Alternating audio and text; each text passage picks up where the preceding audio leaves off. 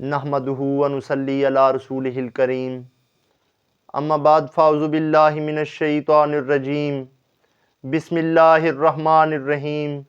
या अय्युहल मुज़म्मिलु कुमिल लैला इल्ला कलीला निस्फ़हु अव इनकुस मिन्हु कलीला औ ज़िद अलैहि वरत्तिलिल कुरआन तरतीला।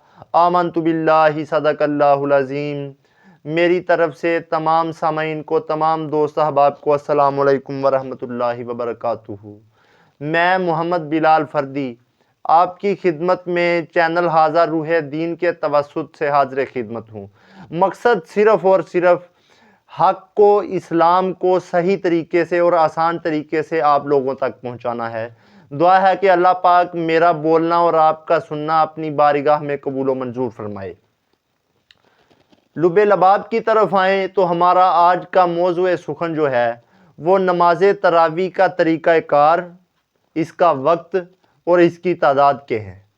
जैसा कि पिछली वीडियो में जो हमने नमाज तरावी के जो फ़ज़ाइल व आमाल हैं या नमाज तरावी का जो शान नुज़ूल है उसके मुतल्लिक़ और मानी व मफ़हूम के बारे में आपको बताया था, तो इस वीडियो में हम आपको बताने वाले हैं नमाज तरावी की तादाद, इसका वक्त और इसका तरीक़ा कार। अज़रुए अहादीस भी बयान करेंगे, अज़रुए कुरान भी बयान करेंगे। जो आया करीमा तिलावत करने का शर्फ हासिल हुआ सूरह मुज़म्मल कुरान मजीद में अल्लाह पाक फरमाता है कि ए कंबल ओढ़ने वाले, इस रात में क़याम कीजिए। यहाँ तक क़याम हुआ कि हुजूर के पाँव मुबारक मुतबर्रम हो गए। फिर फरमाया कि ए महबूब क़याम को कम कर लीजिए। फिर फरमाया निस्फ़ाहु आधा कर लीजिए, अविन कुछ या कुछ और कम कर लीजिए, मिन्हु कलीला या कुछ और कम कर लीजिए, औ ज़िद अलैहि या जैसे आपकी मर्ज़ी। और फिर क्या करना है, वरत्तिलिल कुरआन तरतीला, फिर आप तलावत कीजिए कुरान। अभी सबसे पहले हम इस टॉपिक को लेंगे कि इसका असल तरीक़ा कार क्या है, नमाज तरावी का तरीक़ा कार क्या है। अल्लाह पाक ने क़याम का फरमाया है। क़याम के मुतल्लिक़ बाज़ लोग कहते हैं कि हाथ यहाँ बांधने चाहिए, बाज़ कहते हैं कि नाफ पर बांधने चाहिए, बाज़ कहते हैं कि नाफ के नीचे बांधने चाहिए और बाज़ कहते हैं कि हाथ छोड़कर। इस बात से कोई सरोकार नहीं। आपका जिस भी मसलक से ताल्लुक़ है, जिस भी मकतबा फ़िक्र से ताल्लुक़ है, आप जिसके भी मुक़ल्लिद हैं, उसने आपको जैसे बताया, अगर उसने आपको यहाँ हाथ बांधने का बताया तो आप यहाँ बांध लें, अगर उसने आपको नाफ पर बांधने का बताया तो आप नाफ पर बांध लें, अगर उसने ज़ेरे नाफ का बताया तो आप वहाँ बांध लें, छोड़ने का बताया तो आप छोड़ दें, क्योंकि ये फतवा है तमाम तर उलमा का। जबकि हुजूर अक़दस सल्लल्लाहु अलैहि वसल्लम की हदीस मुबारका है कि मेरी उम्मत के उलमा का जो इजमा होगा, यानी जमाए उम्मत, जिसमें उम्मत के जो मुफ्तियान हैं या जो आलिम दीन हैं, वो असर हाज़िर की यानी कि जो ज़रूरियात हैं उनके पेश नज़र कुछ नए फ़ैसले करेंगे दीन इस्लाम, अहादीस, फ़िक़ा और कुरान मजीद और सुन्नत मुस्तफ़ा सल्लल्लाहु अलैहि वसल्लम को मलहूज़ ख़ातर रखते हुए। उसके मुताबिक अगर आपको जो भी आपका मुक़ल्लिद बता रहा है तो आप वैसा ही कर लें। वो इसलिए कि अगर तो वो सही बता रहा है तो उसका सवाब उसे भी पहुंच रहा है और आपको भी पहुंच रहा है, और अगर उसने आपको गलत बताया तो उसका आप पर कोई गुनाह नहीं, उसका गुनाह उसी पर है, क्योंकि वो एक आलिम दीन है, वो साहिब इल्म है और अल्लाह पाक के हुजूर इल्म वालों से ज़्यादा पुरसिश होगी। टॉपिक की तरफ मैं अगर आऊँ तो हाथ बांधने का भी कोई मसला ना रहा। फिर आगे क़याम यानी खड़ा होना। खड़े होकर क्या करना है, तिलावत करनी है किसकी, वरत्तिलिल कुरान, कुरान मजीद की, यानी कि इंतहाई आसन और अफजल अमल है। उसके बाद रकात का यानी कि तरीक़ा कार के, यानी कि 1 रकात, 2 रकात, 3 रकात कितनी कितनी करके पढ़नी है। इमाम बुखारी की ये हदीस मुबारका है, हदीस नंबर है 2012। इसमें वो फरमाते हैं कि आप रमज़ान की रातों में नस्फ़ रात यानी आधी रात के वक़्त तरावी पढ़ाई आप सल्लल्लाहु अलैहि वसल्लम ने। सहाबा ने इसका अगले रोज़ चर्चा किया तो अगले रोज़ मस्जिद में और लोगों की तादाद हुई, फिर उससे अगले रोज़ चर्चा किया, फिर और तादाद हुई, फिर तीसरी शब का चर्चा किया तो और ज़्यादा तादाद हुई, फिर तीसरी शब का चर्चा हुआ तो चौथी शब यहाँ तक आवाम आई یہاں تک مخلوق آئی، صحابہ آئے کہ مسجد میں پاؤں رکھنے کی جگہ تک نہ رہی۔ پھر حضور اقدس صلی اللہ علیہ وآلہ وسلم کا انتظار ہونے لگا تو صبح نماز کا وقت ہو گیا مگر آپ کی برآمدی نہ ہوئی۔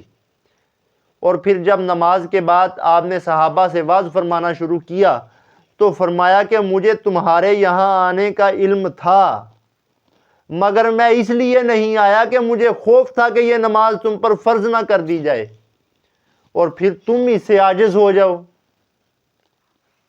بہت ہی خوبصورت بات فرما رہے ہیں کہ مجھے ڈر ہے، مجھے خوف ہے کہ یہ نماز تم پر فرض نہ کر دی جائے اور پھر تم ہو کہ تم اس سے عاجز نہ ہو جاؤ۔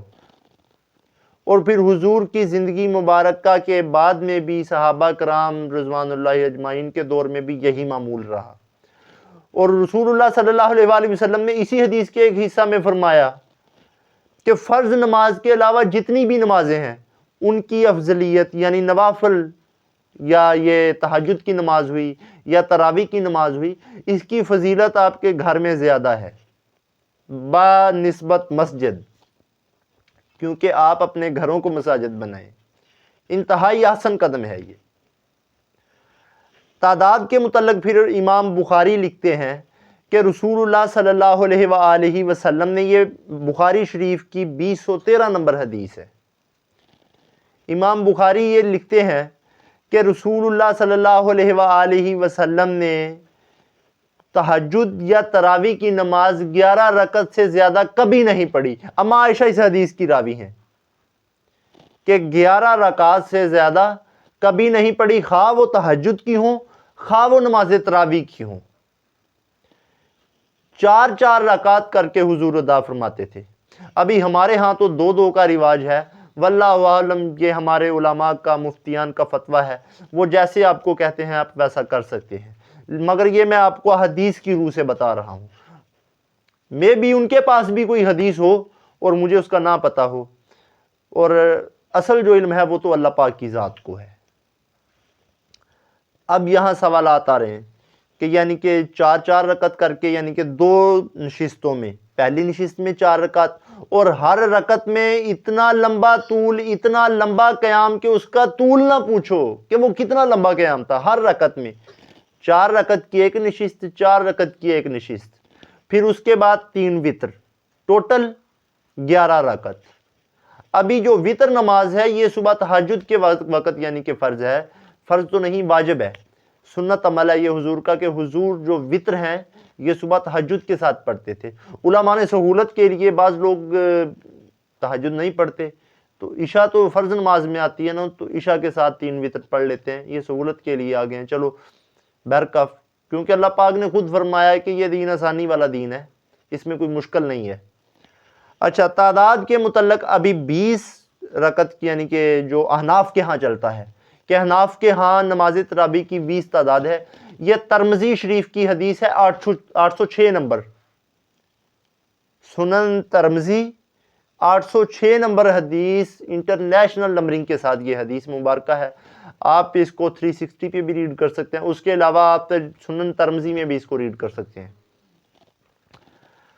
حدیث مبارکہ میں رسول اللہ صلی اللہ علیہ وآلہ وسلم نے جو نماز پڑھائی ہے اس کے متعلق فرمایا کہ رسول اللہ صلی اللہ علیہ وآلہ وسلم نے 1 مرتبہ یا 2 مرتبہ مسجد نبوی میں با جماعت نماز پڑھائی۔ اس کے بعد فرمایا کہ کیا تمہیں میں ایک قاری نہ مقرر کر دوں جو تمہیں نماز پڑھا دیا کرے؟ جی یا رسول اللہ، یہ بہترین اور افضل عمل ہے اور جیسا آپ کا حکم ہو۔ پھر فرماتے ہیں، ابن شہاب بھی اس کے راوی ہیں، اما عائشہ، نعمان بن بشیر اور حضرت عبداللہ ابن عباس بھی راوی ہیں اس کے، کہ رسول اللہ صلی اللہ علیہ وآلہ وسلم نے 20 رکعت نماز پڑھائی۔ اس کے علاوہ اہل مدینہ اس کے متعلق فرماتے ہیں کہ رسول اللہ صلی اللہ علیہ وآلہ وسلم نے 41 رکعت نماز پڑھائی، نماز تراویح 41 رکعت بشمول 3 وتر۔ اس کے علاوہ حضرت علی اور حضرت عمر رضی اللہ تعالی عنہ، آپ اس کے متعلق فرماتے ہیں کہ رسول اللہ صلی اللہ علیہ وآلہ وسلم نے مکی زندگی اور مدنی زندگی دونوں میں 20 رکعت نماز پڑھائی۔ یہ سنن ترمذی کی حدیث ہے 806 نمبر۔ تعداد بھی کلیئر ہو گئی، طریقہ کار بھی کلیئر ہو گیا۔ دعا ہے کہ اللہ پاک حق سچ بولنے کی اور آپ کو سننے کی توفیق عطا فرمائے، ہمارے گناہوں کو معاف فرمائے۔ وما الا البلاغ المبین۔